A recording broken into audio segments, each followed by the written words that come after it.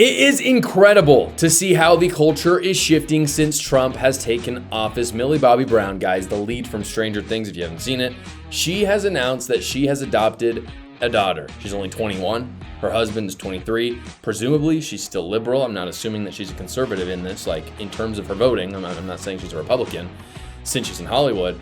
But that does not mean that the overall culture in America is not changing. And I think we should celebrate that. I just don't think that you would have seen Hollywood actresses doing this during Joe Biden or Barack Obama. She got married back in May of 2024. She was only 20. And now her and her husband are adopting. And I just don't think it gets more traditional or conservative than that. I mean, when I look at conservatism, that's it right there. Adopting someone when you're 21 and starting a family young. I feel a certain kinship to her. I'm just 24 right now.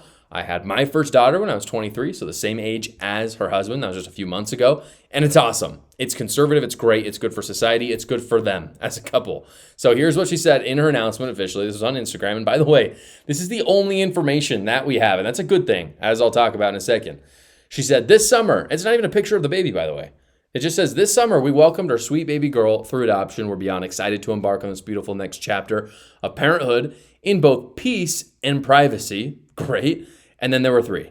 And that's what she said. And she doesn't say the name of her baby. No picture, no bragging, just kind of quietly announcing that they have a daughter now, which is very, very different from what other Hollywood actresses have done in the past. Even the ones who have had kids young.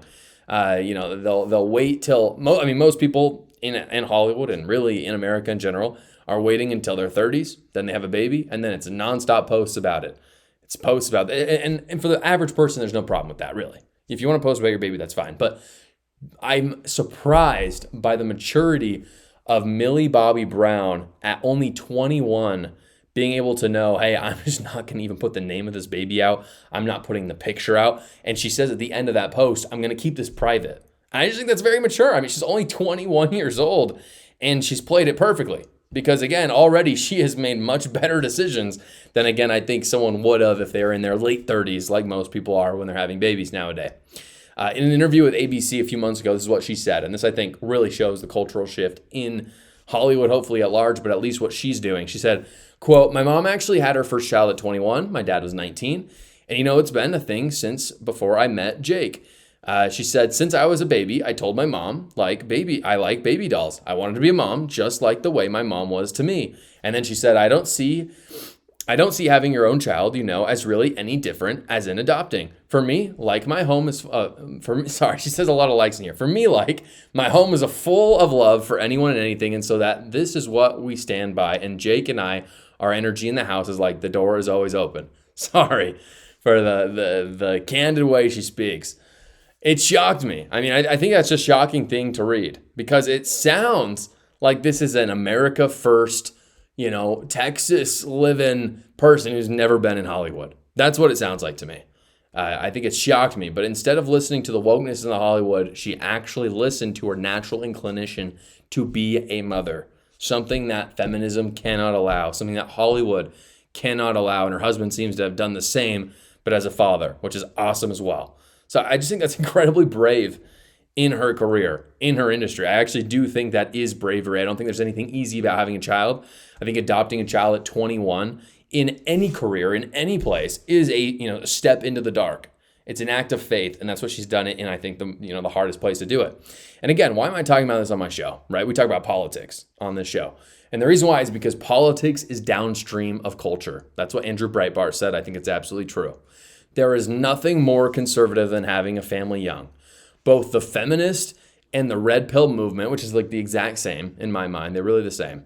They lie to men and women and they tell them to wait to start a family. If they do it at all, they say probably don't, but if you're going to do it, and the reason why most people do it is they realize, crap, I should have done it, and then they do it in their late 30s. And that's why most people struggle with dating. It's frankly why people are very lonely today by the data, and they're not happy.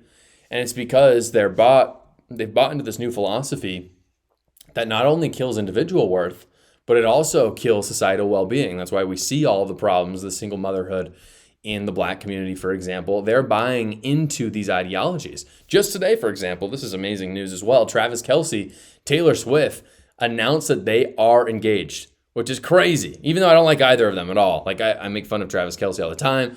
think Taylor Swift is super overrated. It's really good news. Making marriage and having kids the norm is the quintessential thing that will save our country. I truly believe that. And so when Millie Bobby Brown and Taylor Swift are doing that, you're in a good spot. That just would not have happened under Joe Biden. Clearly, there's a cultural shift. I was on a show maybe a year ago, and they asked me, how do we help people, especially younger people, since I'm a younger person, how do we help them become more conservative? How do we convince them that conservatism is the right way? And my answer was this: we need to help people feel excited about getting married and having kids, period. For any age, obviously I think it's best young, but if you're not young anymore and that ship has sailed, still it's a good thing. If people get married and have kids, they turn conservative. It's that simple. That's what the data shows. By the way, take the politics out of it for a second. If you look at women, the happiest people in America are women that are married and have kids. So just on an individual level, if we want people to be more happy because we love them and we just want, I don't know, I have this thing in me, I want people to be happy. That's how we do it. On the other side, the most unhappy by the stats group of people in the US are women who are not married and don't have kids. So the data is very simple. And the data is simple as well, by the way, that men who have kids and are married are happier than those who don't have kids and aren't married. TikTok and Instagram have done a really great job convincing people that marriage and kids suck.